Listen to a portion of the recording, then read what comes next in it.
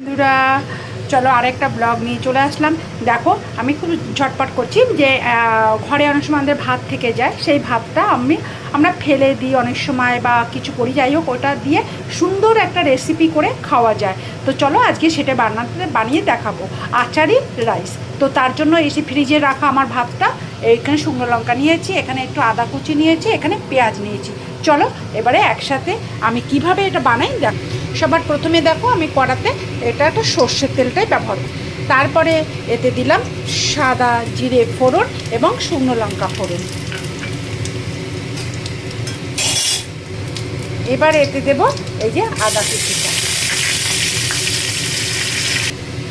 এরপরে দেব এই পেঁয়াজ কুচিটা।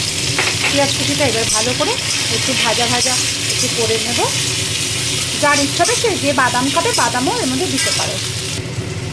আচ্ছা এবারে এতে দেব হলুদটা দিয়ে একটু নাড়াচাড়া করে নেব। দেখো পেঁয়াজটা আমার ভাজা ভাজা হয়ে গেছে। এবার আমি দেবো এই ভাতটা, যেটা নাকি আমারই মেন উপকরণ।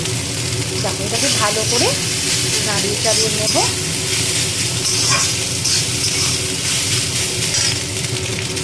এবারে এতে দেব নুন।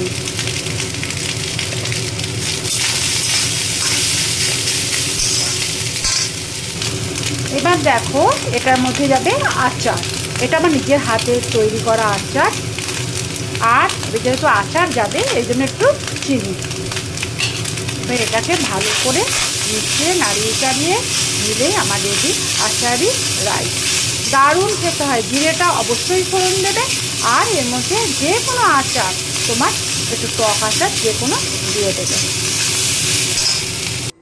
তো বন্ধুরা দেখো আমার আচারি ভাত রেডি। দারুণ দারুণ টেস্টি, জানো এবার করে দেখো, ভাতগুলো না ফেলে দিয়ে এইভাবে আচারি ভাত করে দেখো। চলো এখন মতন টাটা, আমি এবার একটু খেয়ে নিই, আর তোমরাও এটা ট্রাই করতে থাকো, ঠিক আছে? চলো টাটা।